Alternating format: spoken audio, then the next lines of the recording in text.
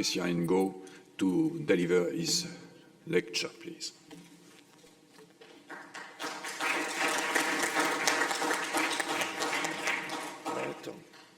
It's my pleasure to have this opportunity to talk about energy, give the facts and the perspective. And I also deeply thank Jacques Ruher, who gave me this opportunity and also the possibility to attend to these days concerning low energy nuclear reaction. This was a very exciting days. I learned and discovered new fields and learned a lot of things. So thank you again, Jacques. We need energy. Energy is involved in any physical, chemical, or biological process that result in change. Energy, in this case, can be released or absorbed. What is useful in human activities is to transform one form of energy into another to get heat, work, light, and so on. Without energy, there is no movement, no life, no economy. Energy is very essential for life. For example, food is energy for you. And if you calculate, if you estimate, for example, what energy corresponds just for eating, not to create food, just eating, this corresponds to about 5% of the global energy that we use today around the world. Compared to our ancestors, food is a very small energy. Now we need also energy for heating and air conditioning, transportation, industry, and so on. Energy is really the blood of economy. When you are in a country, if you want some economic growth, you need to have cheap energy. You have to ensure the security of supply. When you have this energy, you have to use it as efficiently as possible. And now what is developing more and more are electricity and networks. And also energy is very important to fight against poverty, and that's the reason why energy should be cheap and available. But there are some constraints. One of them is to try to reduce the CO2 emission and try to use as much as possible carbon-free energies. Second, we should try, when using energy sources, to reduce the different pollution that occurs. Energy should be used also to create jobs, but one should also take care of social acceptability.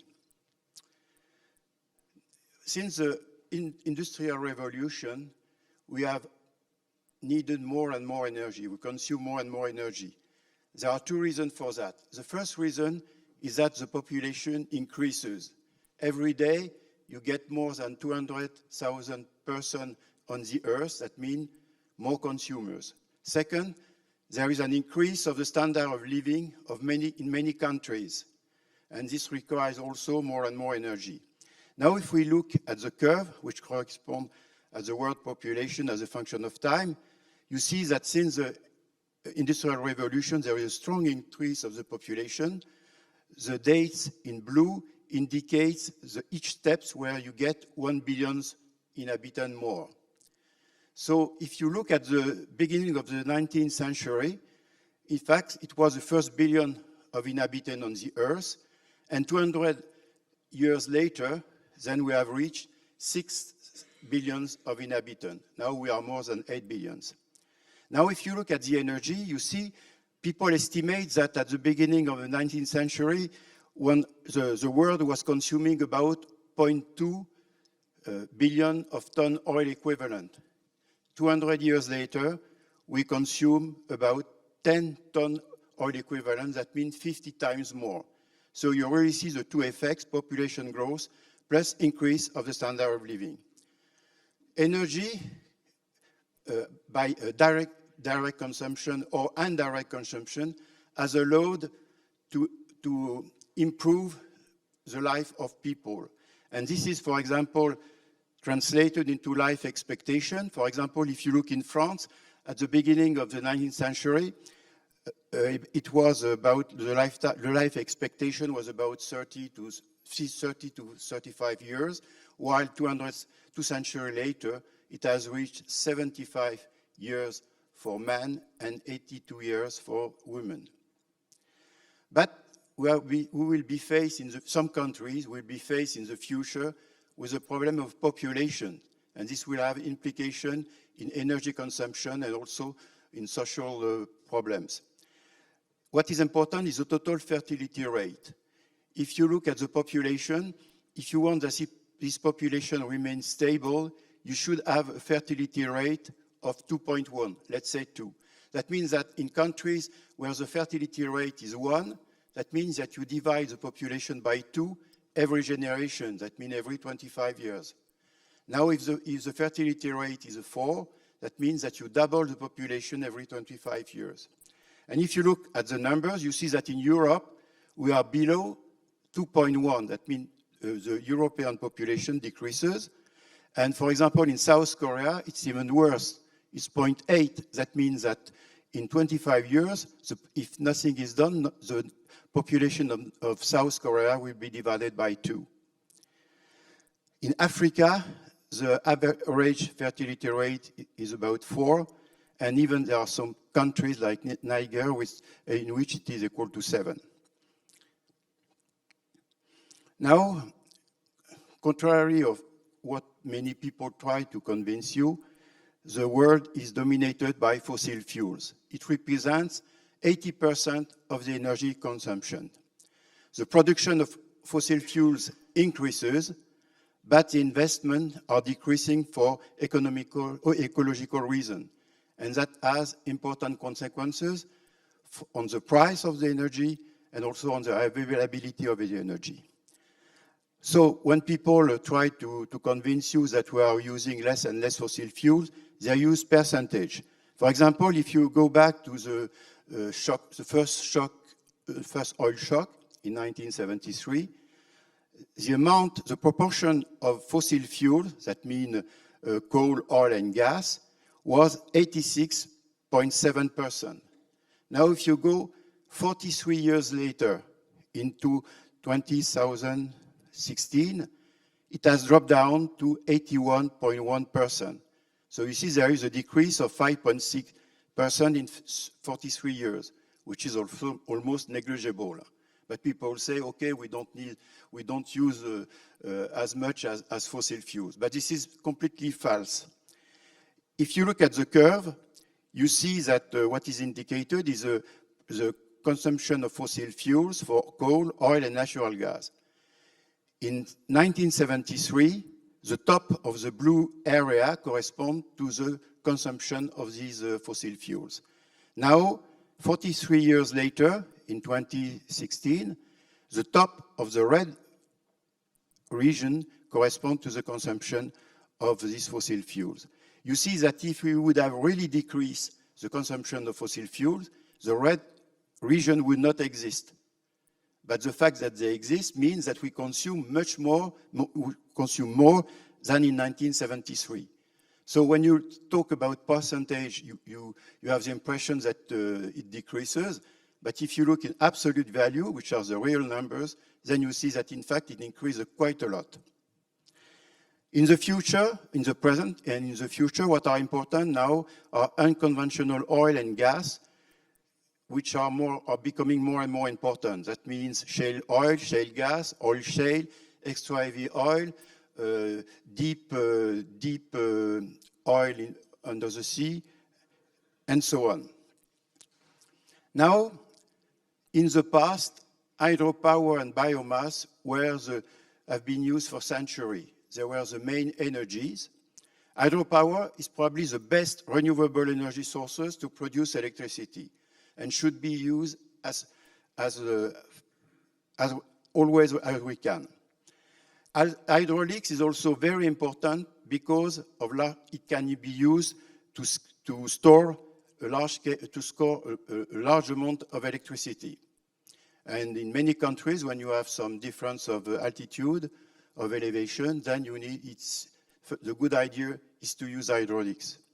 Biomass have been also used very much to produce heat. It is also used quite often in poor countries to make cooking and so on. In the future, biomass will be very important because it is a source of carbon. And when oil will become scarce, you will need biomass as a source of carbon to make organic chemistry. Now, what are the energy which are very fashionable are wind power and photovoltaic energy. They are developed quite speedily, but our main problem is that they are irregular. That means that when there is no wind or no sun, you need an extra energy source to provide to the consumers. The advantage of, so the problem is, the main problem of these irregular renewable energies is an erratic connection between supply and demand. And the problem of electricity is that at each time, the supply and demand should equilibrate. And that's a difficult problem. The advantage is, of course, no CO2 emission, but since they cannot operate at 100% of the time, you need an additional energy source to provide electricity to the consumer. For example, and you need an energy sources which start very quickly. That means gas-fired or coal-fired plants. Another solution would be to have a large energy storage capability, which is not always possible and which is very expensive.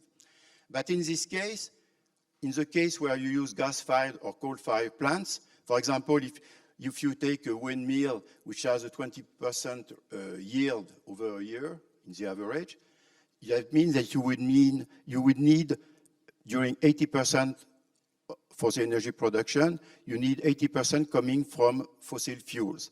That means that you will get between 400 grams or 800 grams of CO2, depending if it is gas or coal.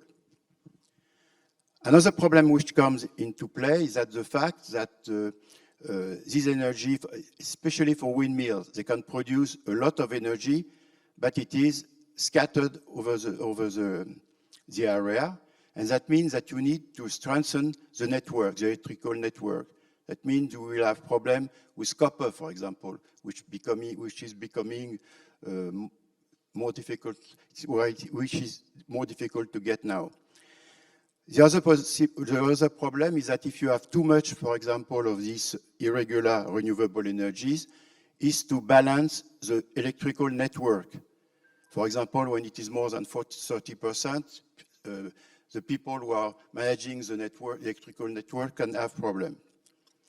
Of course, photovoltaic is more efficient in southern countries, and it is there that it is the best, because usually people need energy when the sun is at maximum, for example, for air conditioning.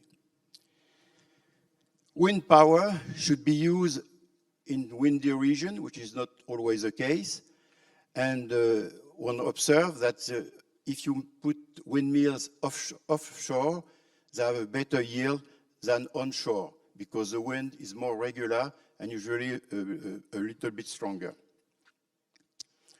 When talking about energy, one should not forget gray or embodied energy. When you have an object or a system, for example, take a car, what you should consider is the energy from the beginning of the fabrication of the car, of the manufacturing of the car, till the end. In fact, the total energy that you need for an object is the energy used. That means the energy you pay. In the case of the car, is the gasoline that you put in your tank, plus the gray energy, which is the energy which you pay indirectly. For example, when you buy a car, energy has been needed to manufacture the car, but you don't pay the energy. You pay a whole system. So gray energy includes, for an object, the extraction of raw materials, the manufacturing and processing, transportation of these objects, and then the construction, maintenance and operations. That's the place where you usually pay energy, and then after there is disposal and recycling. Just to give you an example, the gray energy of a car corresponds around 100 billion of gigajoule. That means about 3,000 liters of gasoline. That means the gray energy for a car corresponds to about 50,000 kilometers. it is estimated in Europe that the gray energy consumption is about twice the value of the operational energy. But most of the time, you don't see this energy because when you import a product, for example, from China, the energy has been consumed in China, not in Europe, and then you don't count it. But if you look at the global level, you should count it. Now, nuclear energy is a concentrated energy source. To give an order of magnitude, if you burn 1 gram of fissile material, you generate 23,000 kilowatt hour.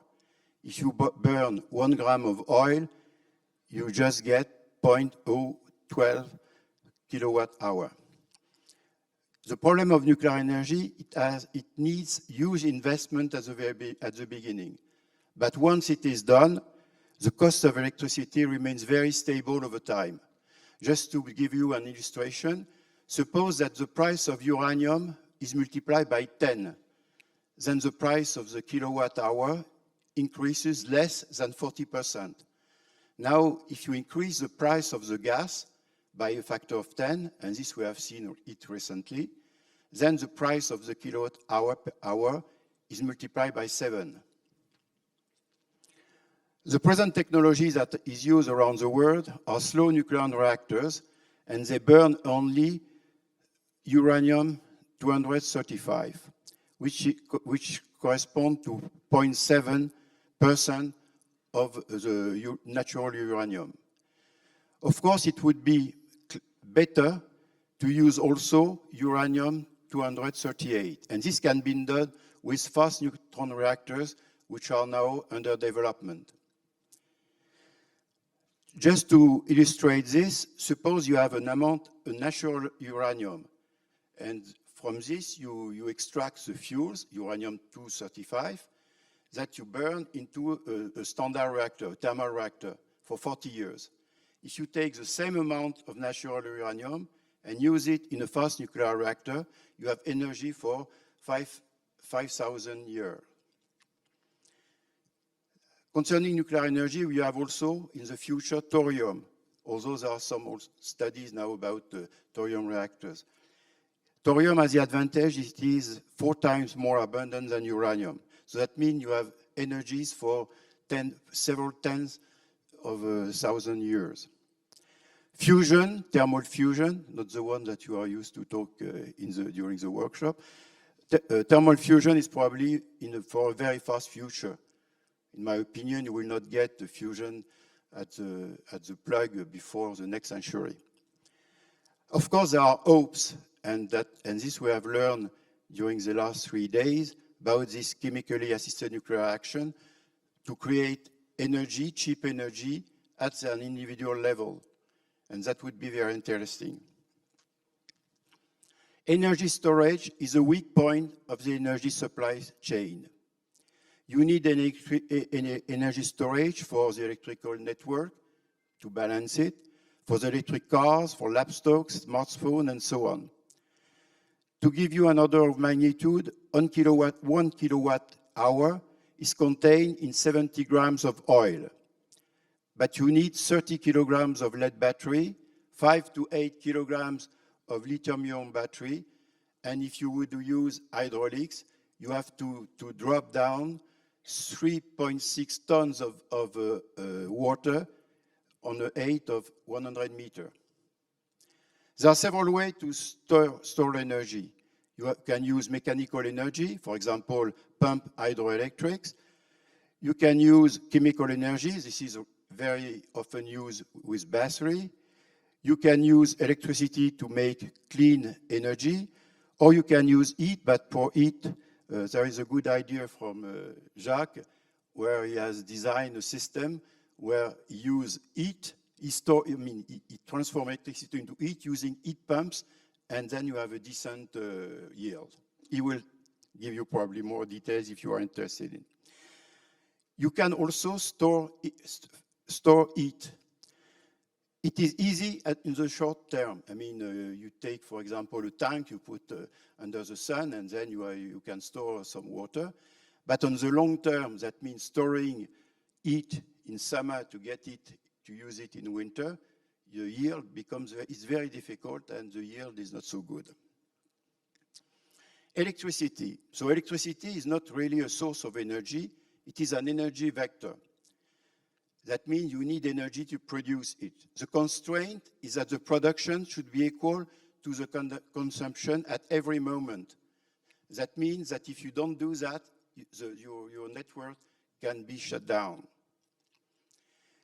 In 2023, 36% of electricity is produced by coal-fired plants. So coal is dominating the production of electricity. That means that it means also that it emits a lot of CO2. Typically, with a coal fire, you emit for 1 kilowatt hour, you emit about 1 kilogram of CO2. Why should we store electricity? We should store electricity to smooth out the production, to balance the network, and people store it cheaply to sell it dearly. I mean, you store during night and you sell at the peak point, at the peak hours. It is necessary for intermittent energy sources if you don't want to use coal fire or gas fire plants. You need it for portable system, for transport, like for example electric vehicles, and also for clean energy. If you would have a good and very cheap way to store electricity, you would need less energy production. For example, in France, in 2017, the average power consumed over the year is 60 gigawatt. But the power which is installed is twice that. And it's twice that because there are some days during the year where you need almost this. And so you need to have an extra possibility to produce electricity. And now it has even increased with wind power, but that doesn't change the problem of solving the peak hour, because the peak that occurs during the year, because sometimes when it is very cold, you don't have wind, so the windmill produce nothing. Now, hydrogen is also an energy vector. That means that you need energy to produce it. The good news is that there are natural sources of hydrogen underground. And for example, in Europe, one of the promising source of hydrogen is presently in this region. I mean, in Soultz-les-Forêts, people have discovered that there is a lot of hydrogen. The problem will be to exploit this hydrogen, and this will take time. The numbers that one has to have in mind when you develop an energy sources is something like 30 to 40 years. So it's a generation, it's a time scale for energy. But nowadays, hydrogen is mostly produced from methane. And sometimes people use also coal. That means you generate a lot of carbon dioxide. The best way in the future will be to use electrolysis with electricity produced with carbon-free sources like renewable energy or nuclear. In principle, hydrogen looks good because 1 kilogram of hydrogen is equivalent of 3 liters of oil. But the problem is that hydrogen is very bulky. It takes a very large volume. And 1 liter of gasoline corresponds to about 7 liters of 700 bars compressed hydrogen. Or it's also equivalent to 4 liters of liquid hydrogen. Also, when you transport hydrogen on a pipeline, then, for example, if you take comme reference the transportation of oil, then a gas pipe transports 15 times less hydrogen in the pipe compared to oil, and 3 times less than natural gas. Of course, when you have energy, we have been used so far that energy is abundant and cheap. But this is no longer true, and it's becoming scarcer, more expensive, and we really urge to have new technological breakthrough in this domain. So to reduce the energy consumption, that means that to use energy in a more efficient way, you need efficiency. Efficiency is trying to improve the technology use the technology to decrease for the same use the consumption of energy. For example, if you compare a car which is manufactured now to a car which was being manufactured 50 years ago, then the energy consumption has decreased a lot. And the car has even better performances. So that's an example of technology. The problem is that technology is not enough. You need also sobriety. Sobriety means that, for example, if you want to buy your bread at a baker, and if the baker is at 200 meters from your home, it's better to go by foot or bicycle rather than with a car. So that's just sobriety. But industry is trying to decrease the energy needed to manufacture things. The reason is that if they decrease their energy consumption, they get more money because they can decrease energy is expensive. And there have been a lot of progress. For example, the amount of energy which is needed to make 1 ton of iron has been divided by 150 since the Middle Age. And even more recently, if you look at cement, in 50 years, the amount of energy needed to produce 1 ton of cement has been divided by 2.5. The other problem that the other sector that consume a lot of energy is housing. For example, in France, we have 30 million of homes, and the renewal of these homes is about a century. It corresponds to an energy consumption of 43% and to 21% of the greenhouse gases emissions. As far as the family is concerned, eating plus driving correspond to more than 80% of the energy that the people consume. There is an evolution towards building new housing, but that depends on the region, and for all the region, you have not the same solution. It is now possible to rather easily build houses with an energy consumption of 50 to 100 kilowatt hour per square meter per year. Of course, on the paper, people say that it can be much better, but in reality, you observe that it is not what is written on the paper. It's always larger. But you should not, when you have houses or flats, you should not forget gray energy. For example, in a house, the gray energy, that means the energy needed to construct the house, correspond to about 50 to 60 years of energy consumption of the people living in the house. And that means that when you have houses where you decrease the amount of energy, that means of the operational energy, the energy you need to live in the house, the gray energy will be the same or even worse because you need materials which require more energy to be manufactured.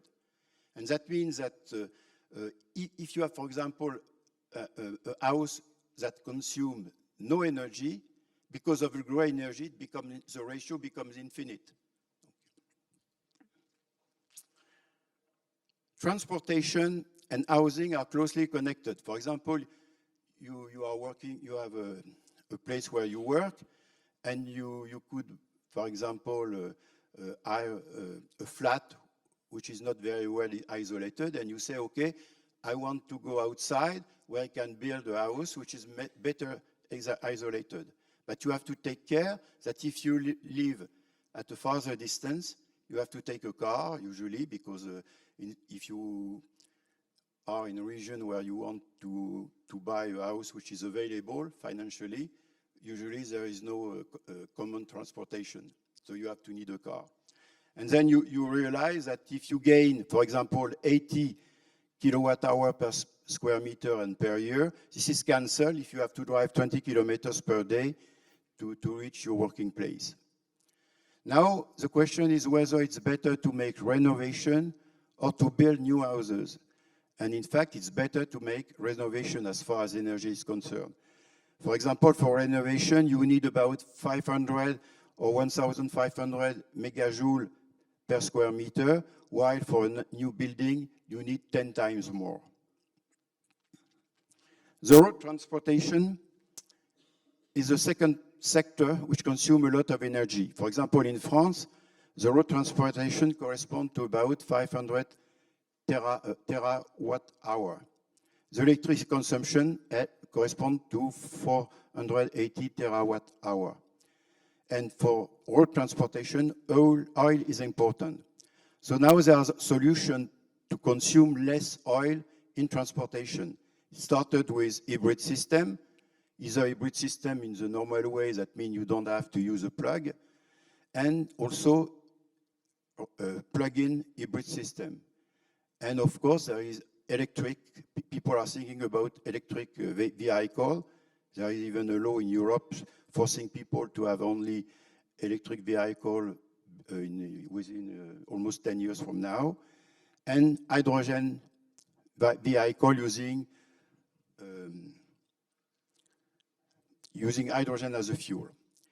Typically, a car needs about 15 to 20 kilowatt hour to drive 100 kilometers.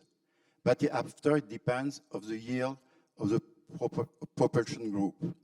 For example, if you take a thermal vehicle, that means the cars which are mostly used now, 15 kilowatt hour per 100 kilometers with a yield of 25% correspond to an energy consumption of gasoline of about 6 liters. Now, when you use a hybrid or an electric vehicle, since you have a battery, you can use regenerative braking. That means that each time you brake or you decelerate, you can get energy that you put in your battery. And this corresponds in the average to 15%.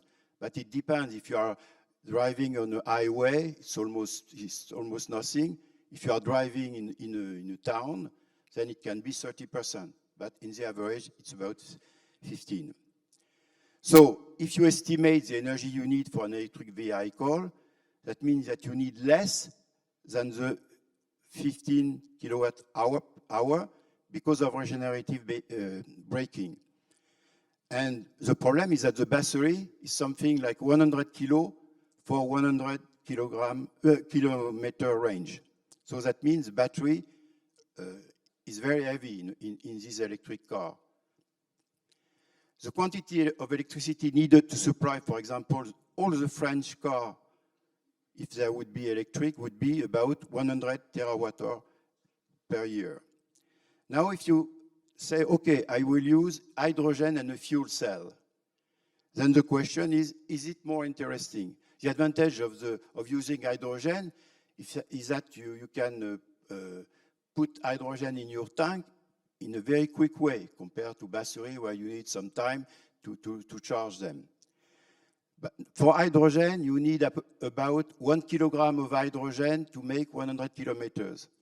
That means that you need, if you want to have an autonomy of 500 kilometers, you need 5 kilograms of hydrogen. And if you compress this hydrogen to 700 bars, that means about 70 liters. And the tank should not be like the tanks that you use in the usual car. It should be something which resists to a very high pressure. And for the French car fleet, then you would need 300 terawatt hour.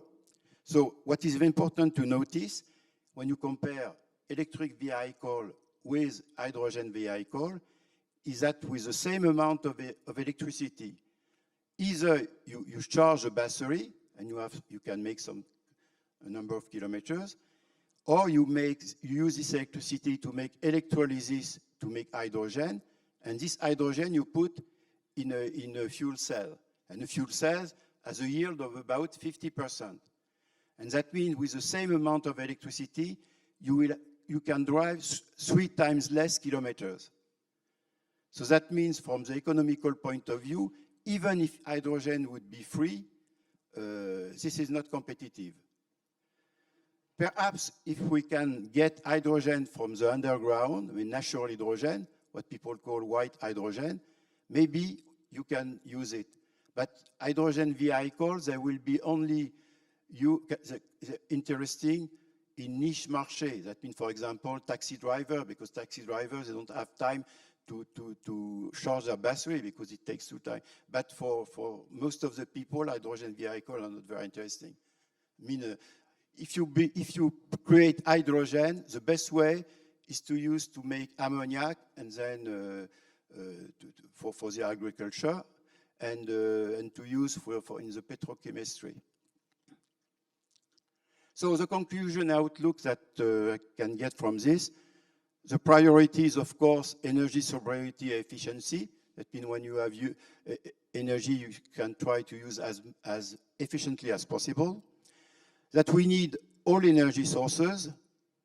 And of course, the choice will depend on the country, on the region, because there is no unique solution. We need to have as much as possible of carbon-free energy sources. That means nuclear, renewable, and the question marks correspond to effectively this low-energy nuclear reaction. If you can get devices which are stable, can produce regular energy, then that would be very interesting. One should exploit low-temperature heat, because low-temperature heat, you have this everywhere. And for this, you need heat pumps. But heat pumps means that you need more electricity. So the fact that, for example, you will have electric vehicles plus heat pumps, that means that you will need a tremendous amount of electricity compared to what we have now. So that's the reason why more and more electricity is needed. So I'm quite optimistic because usually in energy and as well as in other fields, when there is a problem, human can always solve the problem. It may take time, but if you allow him to do so, he can do it. If you don't allow him, then you don't solve the problem, of course. The bad news for Europe is that energy is becoming more and more expensive. And this we can see every day now. And another problem is that some raw materials are scarcer and more expensive.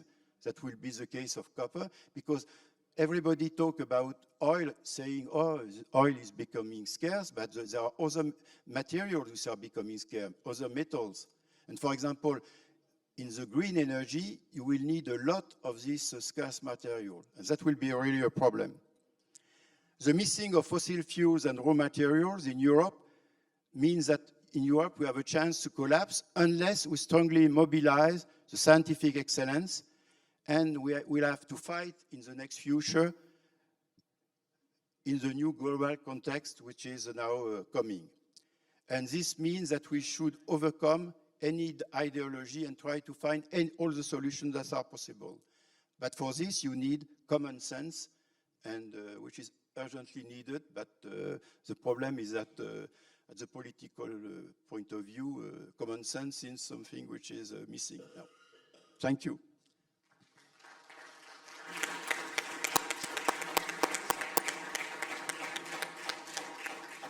So, thank you very much, Christian. If there are any questions, please, you can switch on your microphone. Talk as well. So my question is, you have made this estimation of this comparison between, electrical cars and hydrogen fuel cars based on the nowadays prices. But there is a solution for that. Okay, if you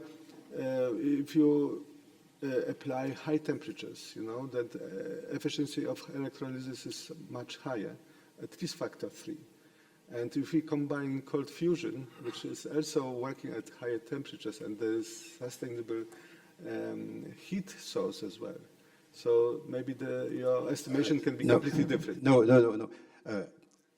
I took the estimation with all the numbers that you can find around, and I'm not the same. Many people found the same numbers. That means that you need 3 times more electricity to produce hydrogen.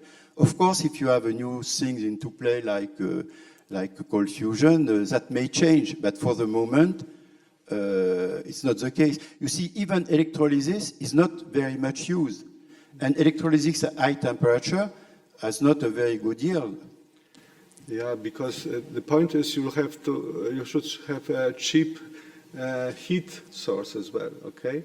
And then you have a completely different efficiency of this hot electrolysis that is, should work. For the temperatures about 800, 900 degrees, you have a really large increase of the efficiency. In the laboratory? Not also industrial, but you need... No, but you see, the problem with energy, as I told you, there is a time scale of about 30 to 40 years. So even if it works very well in the laboratory, even if you have a demonstration, a good demonstration, before it comes really into play, it will take decades. And that's the problem. But of course, it is necessary to work in this way. Because what is very important is to decrease the price of energy. Because decreasing the price of energy means that there are less poor people. And that's the important point. I agree with Konrad Chersky that we need heat, and it is very nice talk. However, I believe that similar, not exactly the same, but similar talks have had place 80 years ago, when actually idea about controlled nuclear fusion appears for the first time. However, in order this actually good talk to be afforded, the corresponding successful experiments giving significant energy release for short period of time, which are replicable, must be in place, and the corresponding technology must be developed on this basis. Otherwise, everything is good willing, which I believe even more than 80 years ago, similar actually consideration have been considered. I'm not sure I will understand your question. It's about thermal fusion. Yes, still there on the edge of the project, of the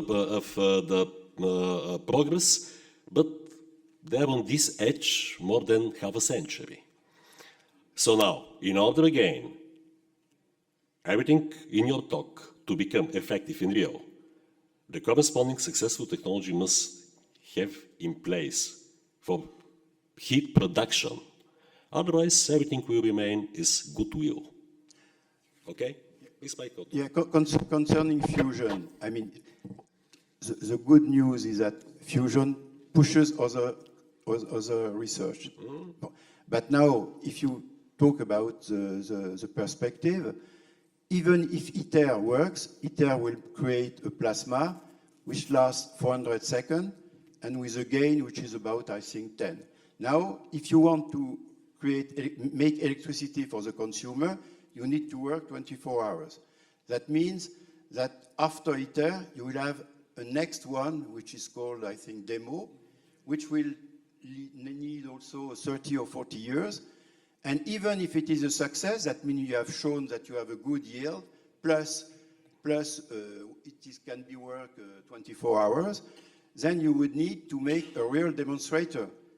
And because the problem will be to create, to collect energy of the 14 MeV neutrons, and that's not the neutrons of a nuclear reactor, which are low energy. And 14 MeV neutrons, it's difficult to transform this into heat. And you will need a demonstrator, and that will take around 30 or 40 years. So when you add everything, it's, I mean, everybody in this room will be dead, I think. Sorry, but I have to intervene here. I've been studying plasma physics and nuclear fusion since it's now 9 years. I've been following the development in the private sector. And yes, I agree with you that if you follow the ITER timeline, we will all be dead here before we see the first electron in the grid. But the way to nuclear fusion, hot before and cold when the moment will come, and it will come in a few years, is not through big science mega projects, because they have been sucking billions for years and did not develop anything. The road is the private sector. Now, in this moment, in 2024, there are 45 startups all around the world which attracted private investments in the order of $7 billion. And they are going as fast as they can. And there has been more progress in the last 10 years than in the previous 50 years. And if you don't believe me, speak with the people involved. Speak with the Fusion Industry Association.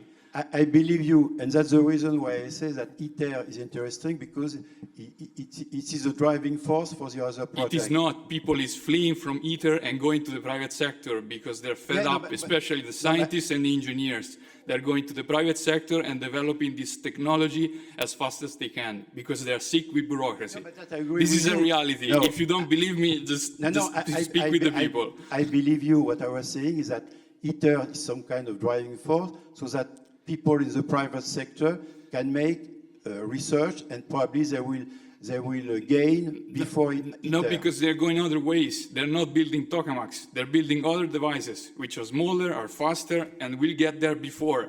I think we say the same thing, but maybe I don't express the right way. You see the No, private. but they saw their information which was not updated. This is a hot debate, and we can appreciate it. I wanted to say this, to inject this information in this room, because I think it is important. Not because I want to contest, not personal. I think that this is an important information which has to be passed. The road to fusion technology, hot or cold, is not ITER, is not the Stellarators, are the small industrial private projects, because they're going faster, better, and they will get there before. So this is a reality which must be said. It's true that there are many As the private. same for the space, it has been the same with the space. It will be something which will be similar. And, No, but this I and I agree. look forward for Leonard to reach the same level of development, because this will be the road. Go to the market without waiting for Okay. bureaucracy to follow. No, I don't say one should wait for ITER. I think it's gone, ITER. Okay, thank you very much, Christian, again, but you know, this is a hot debate, and it would run for long. And we are aware indeed that there are many private companies investing in fusion these days, especially in the States, not only. So this is quite interesting to follow, if that's true, but still. Mathieu, you wanted to say a last word? Thank you, Christian, for your excellent presentation. I think it's the right place to talk about semantics here. And it seems that there is an overlying pattern in the analysis that you make, which stands in only one adjective, is primary source of energy.